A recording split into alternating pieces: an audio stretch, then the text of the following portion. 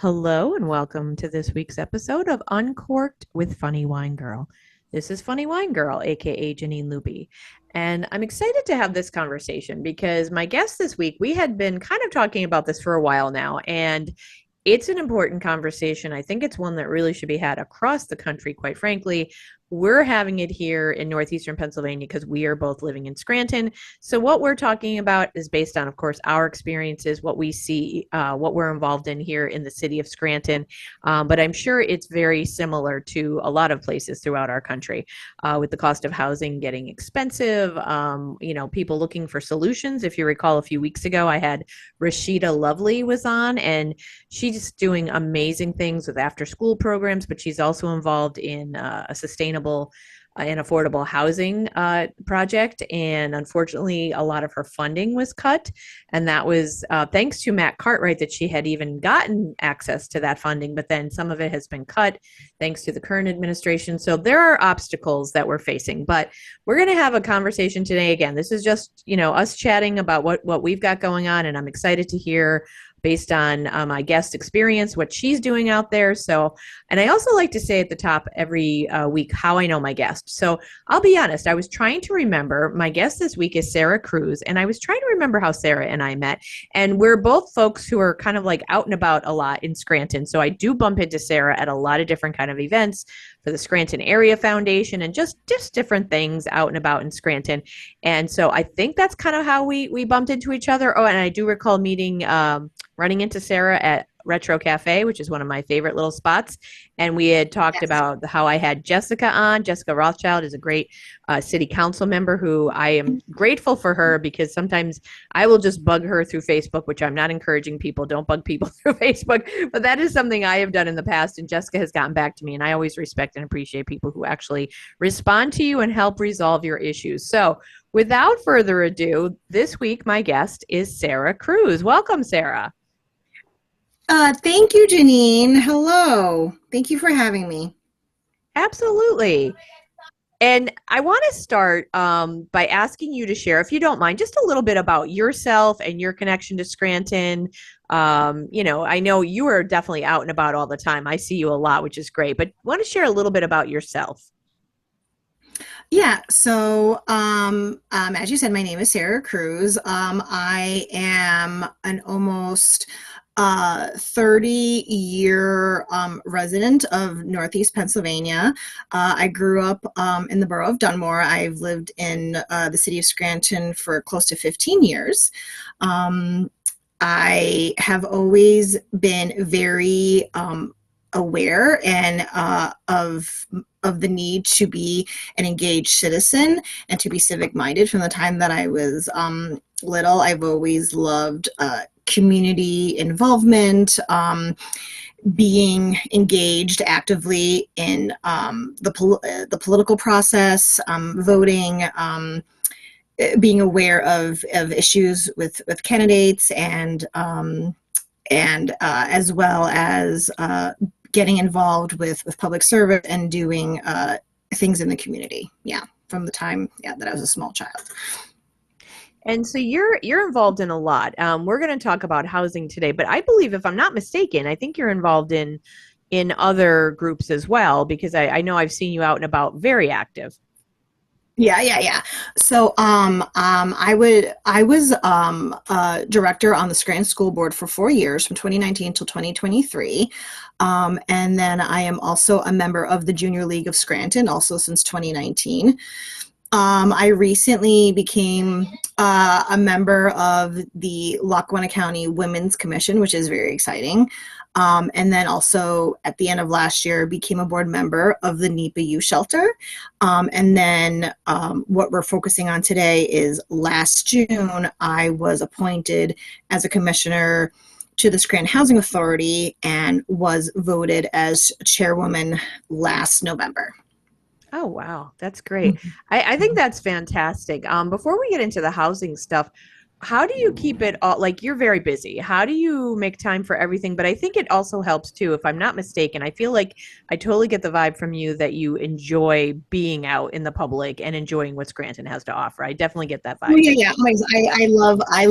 I love Scranton. I love this city. I don't even know why. It must be something innate or something that I was taught from the time that I was little to be a true citizen of where you live. You can't just, stay in your home and not be actively involved. Like you can't just be, sit on the sidelines. You have to get in the game and really get your hands into it if you want to affect change, real meaningful change in your community, and build relationships and build friendships and partnerships, and that is what I strive for, and that is what I love, and I learned that's what I'm like really good at. And how do I balance it all? I don't always balance it all. I mean, to be honest with you, I'm not Superwoman or Wonder Woman in any way. There's sometimes where I'm a little, I grow a little weary, but what really invigorates me and excites me is knowing, seeing the positive changes I can do in the work that I do, and then also passing that same enthusiasm along to other people. And when people say to me, people I'm not even aware are watching me or following, they're like, oh, I see what you're doing, and I'm so proud of you, and you really have inspired me to also get more involved. And that really it just brings it home to me that like everything that I'm doing, it's not for naught. It's really making an impact. It's making a ripple effect. One stone thrown in the pot is really making that ripple effect, and just dispersing out into the community. Yeah. And what a nice compliment when someone says you inspired me and then they're getting involved because of What they saw you do. I think that's fantastic. Yeah. Yeah. So we were talking just briefly before I hit the record button, and again, this is just a conversation. I want to learn from you a little bit about what's going on in Scranton, and I know there are resources out there too. And I had seen, Neighbor Works, and there are different kinds of organizations locally that can, that have information and help people, but housing is really tricky right now, and I don't know if it's right now. Maybe it's been this way for a long time. But my friend and I have this conversation many times where we're just noticing in Scranton, like it seems to be because he rents, and he's like, wow, the price, like he doesn't want a half a house, so he doesn't want a house, so he rents an apartment downtown Scranton. It's like $1,000 or $1,100, and there's not much to it, like size wise. And there's all these beautiful developments that are happening, but to me, like for me personally, I can't afford them. We're talking $1,000 a month more, and it's challenging, and I don't know if I see it changing. Someone else had mentioned that after the pandemic, we did see a lot of people maybe move in from like New York. Maybe they were like commuters and they're used to higher prices. So I do feel like things are changing in the region, and I do get concerned that they're going to continue to rise. So now you're on the, I'm sorry, it's the Scranton Housing Authority's board. Is that correct? Yes. Mm-hmm. Okay. Yes, correct. So tell me, based because you've been to meetings, you know a heck of a lot more about this situation than I do. Talk to me a little bit about what you've seen and what your role is, what the board's role is, what Scranton Housing Authority does. Yeah, so even before I joined the board of this agency, I also have saw and experienced what you and your friend have discussed. I myself grew up in what is called quote unquote Section 8 housing, lived in a public housing development for about a year when I was a small child, and currently a renter. And so like, the work that I do, and my perspective on it comes from a very personal place of having grown up my entire life, knowing what this is and what this means to somebody, that this is your way of surviving and living. And so I too have noticed that within the last 10 to 15 years, maybe more, there are a lot of buildings being renovated, and turned into luxury apartments. And that's great, because these buildings for so long sat stagnant and were almost on the verge of being torn down. So I'm really grateful to these developers for salvaging these buildings and seeing it with the perspective of that it could be turned into housing. I mean, downtown Scranton, on North Main Avenue, in West Side, all these buildings that would have been shuttered and just sat empty are now being turned into livable spaces. But the focus originally was turning them into luxury apartments, for people who are like kind of like as a starter apartment, or maybe for people who are retirees and want to sell their home and downsize, and for people who generally have disposable income and can afford, like you said, like $1,200, $2,400, and live a certain kind of lifestyle, and that's great. But there are a good number of people who live within the city, lifelong residents as well as transplants, who they live a different kind of lifestyle. They can't afford, like you said, like $1,200, $2,400, but who need more affordable housing for themselves, and especially if they have children who need to have a safe place to live, and something that is in close proximity to a school that they can attend to learn. And we're really seeing, within the last, I would have to say, since the pandemic, rents really skyrocketing to the point where people who have jobs, who make a certain level of income, working class people, low income people, who really are struggling more than ever to be able to live in housing. Yeah. And so Yeah. since joining the housing authority, my role as a commissioner is to govern and work alongside the administration of the authority to make sure that we are continuing to provide safe, affordable, dignified housing for our current residents, and look for ways to provide increased housing for people who need it. And is there, and it seems like too, and this is something I feel like is national too for renters too, that there's seems to be a shortage of spaces. Now, granted, it could be varying based on cost, but would you say, do we have enough housing in our area right now for folks who need it? I would say no. I would say my experience with housing is that there are always waiting lists. The demand is much higher than the supply for housing that is reasonable for, your average working person. Yeah. Yeah. And we we spoke briefly before I hit the record button. And, and this is, again, my one friend and I, we've talked about this. It's not just that, the prices are going up, but and historically in this region, our income levels are not as high as bigger cities, and yet our rents are approaching the prices of those bigger cities. So something has to give, we need more income to be able to afford this housing. And do you see that as a challenge with some of the folks that you might talk to? Individuals who I know who have jobs, who have had who have worked in a place for a long time, aren't making enough to be able to afford. And I don't know why that is. I don't know why the minimum wage within the state has not increased, and why employers in certain industries aren't being able to provide their employees with a living wage, or a wage that is enough to suffice rent and utilities and food and a little spending money to enjoy life. I don't know why that is, but I mean, it is the situation, the reality that we're living in. Yeah. And I know it's not, well, we know it's not just in our region. There are many regions, but I spoke with a gentleman, and he's one case, and I'm sure there are so many, but he was a one man who was probably about my age. Maybe he was a little bit older. So he might have been early 50s. Now, I'm guessing it's because of a breakup in a marriage or a relationship that now that he's on his own, maybe without the two incomes, he couldn't afford it. He was a social worker in Allentown, and I had been there to do a presentation on laughter, leading laughter yoga.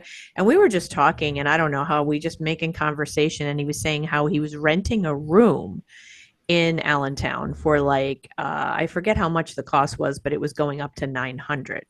And it was a room. And he said, I can't really afford it. He goes, I've been living on peanut butter and jelly sandwiches. And he said, when he told the gentleman about the raise in rent, he goes, oh, well, I could make it 1100. Like, great empathy there. But I thought it made me feel sad. And I know it's just one person and maybe I'm naive because I'm sure there's many more like him. And then you have people with children and like, how are they, it's heartbreaking though, to know that there's really this problem that's happening. Yeah. And that, I mean, housing is, you want families to, and any individual, but families, especially with young children, to have a safe space for them to grow up in. Yeah, and I think the story you just said, you have a friend who has an advanced degree, who has a career in social work, and even he is struggling to afford housing. So it's not just limited. It's not just the stereotype of people who are uneducated, who are unintelligent, who are lazy, or didn't live a life that was conducive to having housing. It's people who also are capable and are working, or people who went to school and got degrees and advanced degrees and have the credentials to attain a job and have a job, and they're struggling even more so than ever before, whereas years ago they would have had a very comfortable life. Yeah. Well, and it depends too what field. I know myself, the fields I've chosen, like social work, is not exactly, you don't get into that to make money, right? No. You're not going to go into that to be rich. But that's sad because he's in a field that helps people, but yet it doesn't pay it really well enough for him to have, to be able to afford housing. And now, granted, maybe somewhere else it would be a little bit cheaper, but Allentown's not that heck of a lot different from Scranton, maybe slightly bigger, but it's similar, I think. So tell me a little bit more about this, so your role on Scranton Housing Authority, and you said there's waiting lists for housing and things like that. Is there anything that's coming up you want to share or talk about with the Housing Authority that might, some changes that might make things better, or how, people in the city can help in any way? Well, I know we're currently working on a housing project in Southside. It's called Hilltop Heights. It's some new units that are currently in the process of being built that will add additional housing for residents of the city who meet the requirements. Like I said, we also have 10 developments, public housing units. We have 45 scattered sites, as well as a number of housing choice vouchers. Right now, I know we have vacancies at some of our developments. I know we have a few vacancies at our non-HUD funded development, Park Gardens. But what people need to understand is that it's not just us. It's like everybody working together. I know there's a lot of nonprofit agencies that are also working on getting more housing. I know United Neighborhood Centers, they have some developments that they're working on. I know they're working on one in the Pine Brook section, as well as other nonprofits that are working to build units and renovate apartments for people to live in as well. That's great. I think United Neighborhood Centers has been doing a great job. I think I'm not far from Pine Brook section, about 3 miles, and Retro Cafe is there. But even, what they've done in South Scranton, I know with their programs, helping people to learn about saving money and how you save for, a house or a car or whatever it is that you want to save for. They're doing some really great work. So that's good to hear. It kind of boggles my mind, or I shouldn't say boggles my mind, but one of the things, and again, I don't have any influence other than this voice or this mouth of mine. There is a lot of great development happening, and you referenced it. And, I can think of John Basiliga as a name that comes up. There's a couple other names of guys who are developing quite a bit. Charlie Jefferson. Yeah. Yeah. And some of these folks, and I to your point, like you said, it's great because, we don't want them dilapidated buildings or things that are, torn down. So what they've done is lovely, and the apartments are nice, but I'm just, and this is just my statement, and if you have anything to share with it or your thoughts on it, I just wish we could find, and I know, let's face it, business people want to make money, and that's just life. That's capitalism, that's consumerism, whatever. but it would be great if we could get a developer, or if one of them could go in with some agency or together to create housing that was affordable. I mean, instead of just luxury apartments, how about nice apartments that are affordable, that maybe are $600 a month? Or like, I don't know, maybe I'm just pipe dreaming, but it would be nice if we could get someone who might be focused on that sort of housing. And I know that doesn't seem appealing probably to business people, but I just wish we could get something that was a little more affordable for folks. Yeah, and I agree with you 100%. I think, unfortunately, you hit the nail on the head. Like, oftentimes, it really is not, the incentive isn't there to build units that are more affordable than most, or to build brand new, or to renovate units where you have mixed income, where you have individuals who can afford a higher rent, and who are considered high, middle upper class, or high class people, living alongside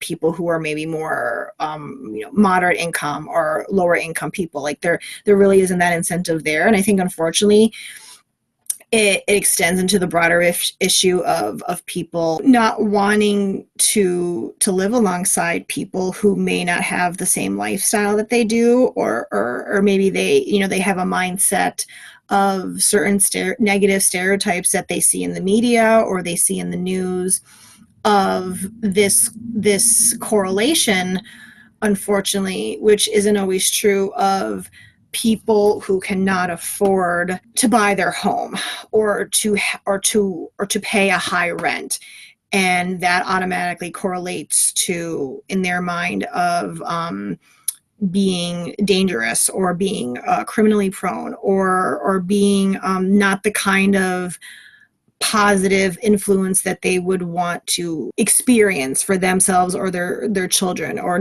not being taken care of their property or their unit. And it's really unfortunate that even in 2025 we still have that mindset, that xenophobic mindset, that in my backyard mindset. Yeah.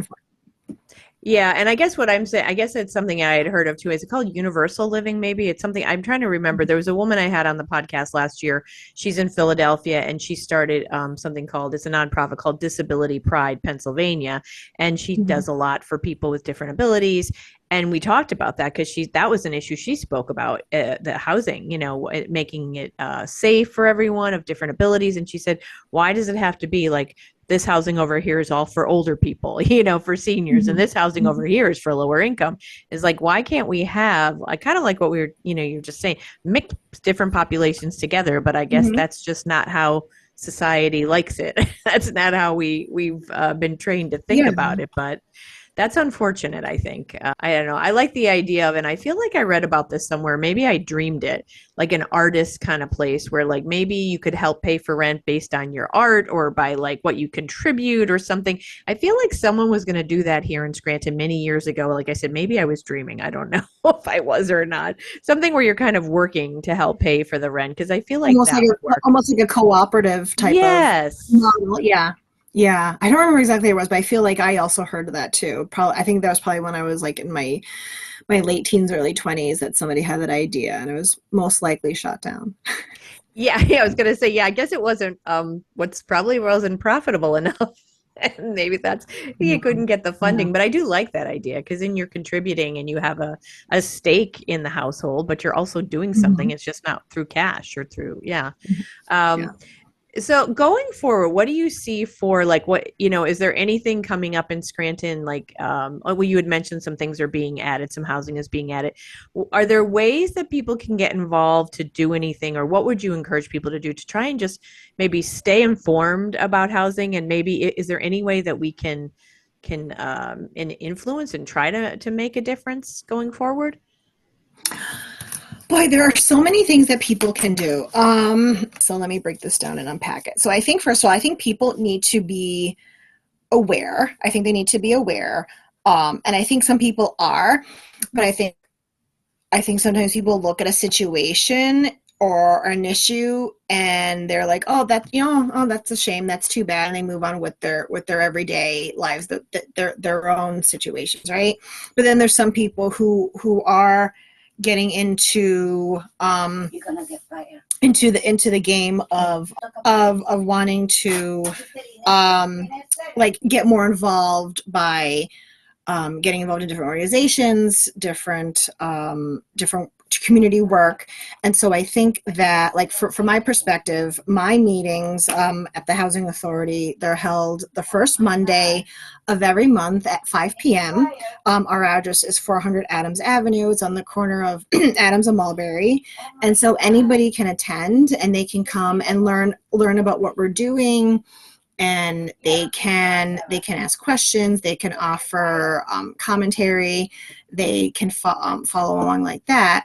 And then I think people, they just need to do their research on what the housing crisis is and what the root causes are of lack of affordable housing and what can be done. And I think also adjacent to that is not just lack of affordable housing, but I think also like the homelessness crisis in our country, and especially now in our area, and learn what the root causes of that are as well. Like, mental health issues, lack of housing, things, family trauma, substance abuse, all those kind of things, and look at how they can help in those ways. And so instead of just, looking at looking at people who are living on the street or who are living in different areas and being recoiled by their existence or their presence in the city. Yeah, you bring up a lot of great points, because all that ties together. I mean, mental health, that's such a huge piece of this, and the resources available. But I mean, I think we're fortunate in the fact that we do have a lot of great nonprofits in this area working and offering different resources. And, if people can contribute or volunteer or just be informed, so they can maybe even tell other people about it who might need resources. I think all of that is important. And like you said, attending meetings, that's important too. Like you said, you can come to those meetings and show up. That would be important. Yeah. And stay informed for sure. Yeah. And I think also, I think it's also, I would also like to note that within the city, it's an election year. And I think also, if people are registered to vote and if they are active voters, they definitely should look at the people who are going to be on the ballot in November, and look at what their platforms are, and look at what their perspective is on issues of affordable housing, and their perspective on people who are unhoused, and see what their proposed solutions are and what their past stances have been on these issues, and support and vote accordingly. Yeah. And that is so key. I think it gets frustrating, and I understand people's frustration too, but at the same time, I think it is important that we get out and vote. I mean, a lot of times I think, unfortunately, people feel like, oh, what's my vote going to do, or what's it going to matter? But if you're living here in this city, you have a say with that vote. And I think it is important that people do understand that. I mean, we have a mayoral race going on, and people should get out there and learn more, and then get out and vote. No, yeah, we have a mayoral race, city council, school board, row offices, yeah. Yeah, I forgot city council too. That's right, because I did vote in the primary, and there are those seats too on the city council and school board, as you mentioned. Yeah, and it is important, and I think sometimes maybe people are a little confused where to find the information. There are articles in the paper, and there is social media too. But do you think it helps to go even to attend meetings like city council meetings sometimes? Oh yeah, I think 100%. I think city council meetings, which are held every Tuesday at 6:30 p.m. at City Hall in downtown Scranton, are really important. I think people who want to learn more about city government and governance and who their leaders are and what their stances are should definitely attend those meetings. And if they can't attend in person, they're held, they're live stream on YouTube as well every week, and then they're also recorded. So if they can't make it that night, they can also go back and watch it some other time. I think people, they just need they need to help themselves and help the community around them by becoming more educated and becoming aware and learning what the issues are, what the policy stances are, and who the individuals are who affect their lives, because at this level it's even more important than at the state level or the federal level. I think that's something that I know someone had pointed it out to me a couple of years ago, and I didn't really think of it. So I think sometimes people just need to be reminded, like, this is your home, like this is where you reside, where you live. So local elections matter; they are important. As we start to wrap up here, is there anything else that you wanted to share that we didn't talk about? Or anything else, even because, like I said, I know how involved you are in Scranton, even if it's not housing related, anything that you wanted to promote or share for people to check out, anything at all, please do that. I just want to, first of all, thank you for inviting me on. I've enjoyed every conversation that we've had in person, through text message, seeing each other at different events in the community. And, you first invited me on this podcast last August, and I said I wasn't ready then, and I wasn't. And then we had conversations in the fall, and I said I wasn't ready, and I wasn't. And then we saw each other last month at a community event, and I said I was ready, and I apparently I am ready. And so I just want to thank you for inviting me on and challenge me in this way to share my story and to open my heart and share with whoever may be listening about something that is so real and important to the functioning of our society and functioning to our society. And that is that everyone deserves safe, clean, affordable, dignified housing for themselves and their family, regardless of their skin color, their race, their orientation, their lifestyle, their political views. It is something that is so necessary in our society, and I feel so privileged to be in a position where something that shaped who I am as an individual and as a community servant and as somebody who loves public service, that I get to come full circle by leading, being part of the leaders of an organization that provides this service to our most vulnerable and citizens within the city.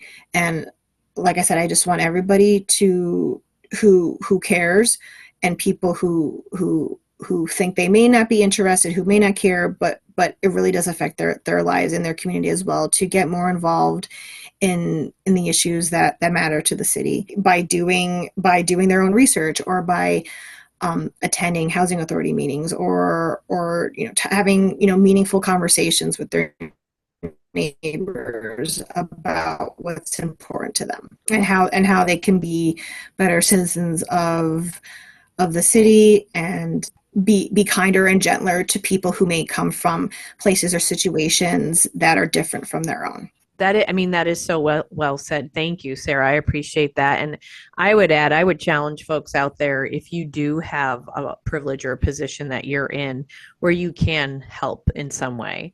If you are a developer, or if you're a person who, yes, you have businesses that make money, but maybe you want to challenge yourself to do something that isn't just about money, but is about kindness, which is about empathy, which is about, helping others live with dignity. Think about it. You never know. I do still believe, I still have hope for, not just the world and the country and and humanity, because there are certainly people out there who care, and I have hope. And I think if you think about it, and if you can help, please do. Or at the very basic level, as Sarah had mentioned, just be informed. I think if this is your home, it does matter, and things that affect you. Don't make prejudgments. Don't jump to conclusions. Don't believe. You don't have to believe what your grandparents believed or what you heard or whatever. Challenge yourself to get out there. The best way to get to know people is to get out there. Be out in the community. Yeah. my friends joke I'm Miss Scranton because I've lived here my whole life and I've always been a fan. And like I always say, every place has its problems. I am, I'm well aware of Mhm. them, but every place is also home to someone. And this is my home. I'm proud to live here. I'm proud to know many wonderful people who have amazing businesses here, who have talent, who are kind, who have nonprofits, the nature, the beauty we have here, the architecture, we're actually quite fortunate. So, Mhm. you don't have to hear my spiel because I've said it many times, but if you do live here, please take a role in helping it be home and a good home for others. Mhm. So thank you Mhm. again, Sarah. Thank you so much for what you've shared, and thank you for your service for all that you're doing because it is important and it does matter. Thank you so much for the work that you do, and everything you have said on this podcast and in our other conversations. I agree with 100%, and it resonates with me so much. And you are definitely one of the people who inspires me to keep going. Thank you so much. Oh my God, my perimenopause is getting to me. I'm like, I'm gonna get a little weepy here. Yes, perimenopause. I blame that for everything.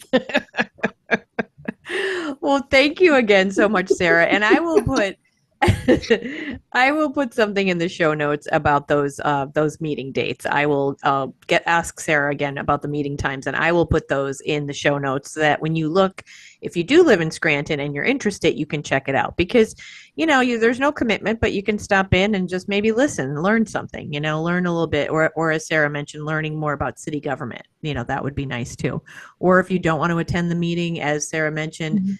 the Scranton Council meetings, they're recorded. I believe Electric City TV does that, and they're on YouTube, so you can check that out. So all of that is Yes. important. And if you're listening, because I know I have Yeah, listeners and on, actually, go ahead.